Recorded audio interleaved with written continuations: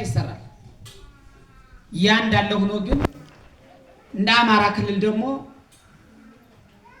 በትዕቢት ተነስቶ ከመንግስት ጋር የተፈጠረው ግጭት በዋናነት ለ3 ዓመት ዘልቋል። ይህ ግጭት እርስ በርሳችን ነው፣ ወንድም ታማቾቹ ነው የምንጋጨው።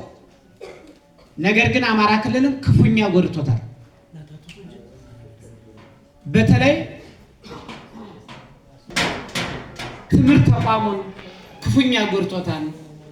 እንደ አማራ ክልል በየዓመቱ 7.5 ሚሊዮን ተማሪ መማር ይጠበቅበታል። አሁን እየተመራ ያለው ወደ 3.3 ሚሊዮን በላይ አካባቢ ተማሪ ነው። ትምህርት ገበታ ውጭ መሆን አይደለም። ትምህርት ገበታ ውጭ ሆኖ ለ3 ዓመት ደርሷል። 3 ዓመት ትምህርት ቤት ገበታ ውጭ ሆነ ህፃናት ከዚህ በኋላ ትምህርት ቤት እንመልሳቸው እንድል አይታሰብም። ዓላማቸው፣ ሐሳባቸው፣ ሁሉ ነገራቸው ተቀይሯል።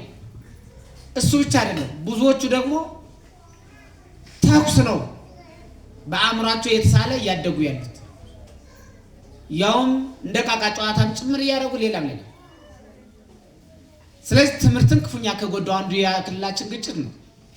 ሁለተኛው ነጋዴው ማህበረሰብ ነው።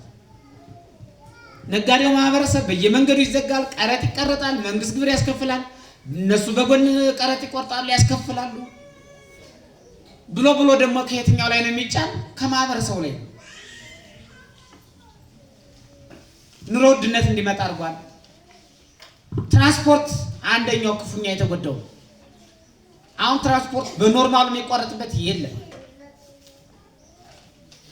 ሰው ግማሹ ሲታገት፣ ግማሹ እየከፈለ ሲያልፍ፣ ግማሹ ሲሳደድ፣ ግማሹም ሌላ እየሆነ ይሄዳል። ሰው ክልላችን ምስቅልቅል የሆነ ችግር ውስጥ ገብተናል። ለምን ካለ ስርዓት ስላልተከበረ፣ ስርዓት አልበኝነት ስለበዛ ወደ ግጭት ገዝቶ መግደል፣ ሰው መግደል ምንም የማይቆጠርበት ዘመን ውስጥ ደርሰናል።